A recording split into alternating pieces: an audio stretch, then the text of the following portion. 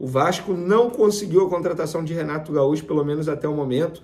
O Renato não gostou da proposta oferecida pelo Vasco e com isso não chegou a um acordo. Agora o Vasco está mirando o plano B. O plano B é o português Antônio Oliveira, que passou pelo Cuiabá, passou pelo Corinthians aqui no futebol brasileiro.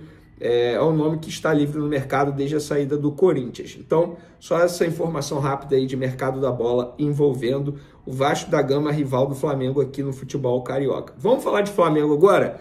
Porque o José Boto está vivendo os últimos dias lá no Osijek da Croácia, inclusive teve festa de despedida para ele.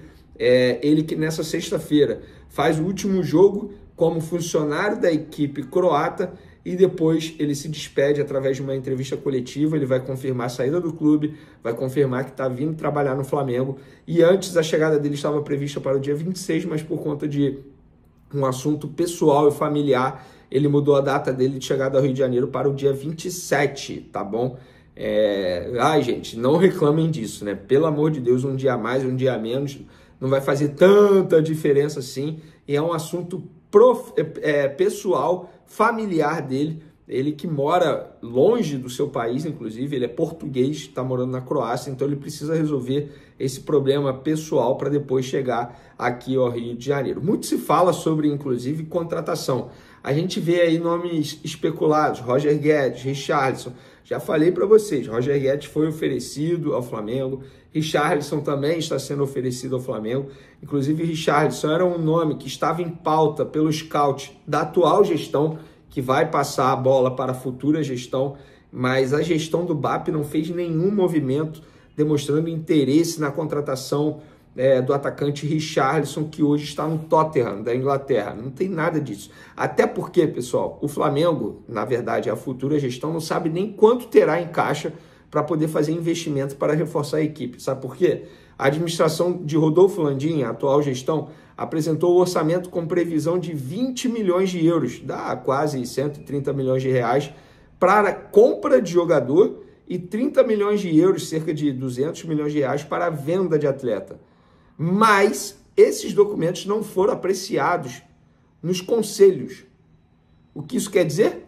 Que a nova gestão vai ter que assumir, ter acesso à documentação e aí sim definir quanto terá disponível para fazer contratação, quanto será a meta de venda de atletas. Então, não tem nada traçado, não tem nada definido, não tem nenhuma negociação em andamento. Eu entendo, repito, falo novamente aqui, eu entendo a ansiedade de vocês por reforço, mas vocês precisam entender que o momento do Flamengo é de transição, é mudança de gestão.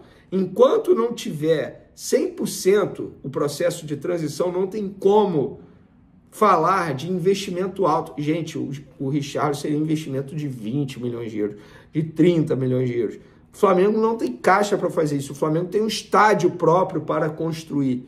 Esse vai ser, sem sombra de dúvidas, o maior desafio da futura gestão. Então, não tem como. Repito, eu entendo a ansiedade de vocês, mas não tem nada para se fazer até o momento. A posse, ouvir os anúncios que o BAP vai fazer nessa posse e aí sim começar a trabalhar para poder finalizar o processo de transição. E nessa posse, quem sabe o BAP possa anunciar o CEO. O que eu sei, o Rodrigo Toches acabou não aceitando esse convite por conta de compromissos pessoais, profissionais. Faz total sentido.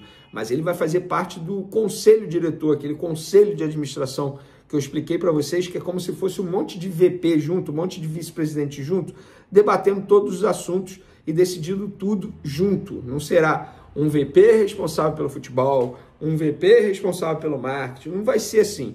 Vai ser um conselho de 10 pessoas que eles vão se reunir toda semana para debater todos os assuntos. Não é um VP de futebol responsável pelo futebol, não vai ser dessa maneira. O que eu posso dizer para vocês é que o BAP já tem o diretor de comunicação de futebol definido e ele é conhecido entre vocês, torcedores do Flamengo, sobretudo aqueles que viveram os anos 90, na alma, na essência.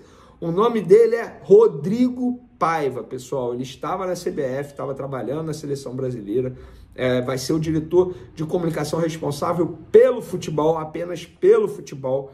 E o assunto está gerando muita repercussão nas redes sociais por conta do extracampo do Rodrigo Paiva, muita gente criticando a decisão do BAP em fazer o retorno do Rodrigo Paiva. Ele trabalhou como assessor no Flamengo, trabalhou como supervisor também no Flamengo, e agora ele retorna ao Flamengo como diretor de comunicação de futebol. E por que esse assunto está gerando muita repercussão?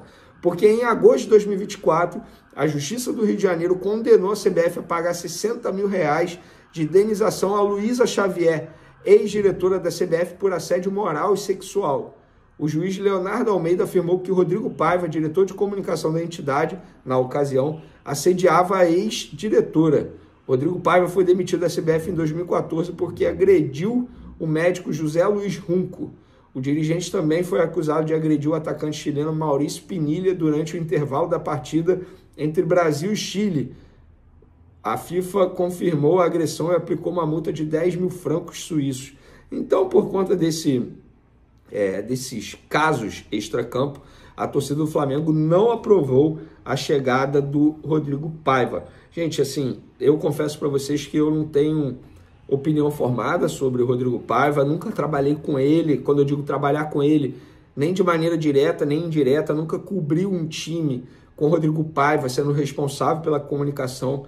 Nunca nem sequer falei com ele. A grande verdade é essa, tá? Eu nunca falei com ele. Então, eu não tenho opinião formada, eu só estou trazendo aqui fatos, o que está acontecendo nesse momento. Então, enfim, quero a opinião de vocês sobre essa decisão do BAP aí em promover o retorno de Rodrigo Paiva para ser o diretor de comunicação de futebol do Flamengo. Outra decisão que o BAP vai anunciar nessa posse é que o Ricardo Henrichen, acho que é assim que se pronuncia, perdão, Ricardo, se não foi assim, mas eu sempre tive dificuldade de pronunciar o seu nome.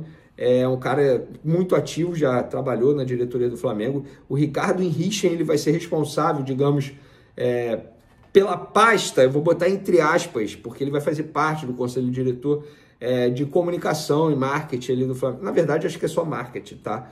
Não vai ser algo junto como foi com o Gustavo Oliveira nos tempos de Rodolfo Landim.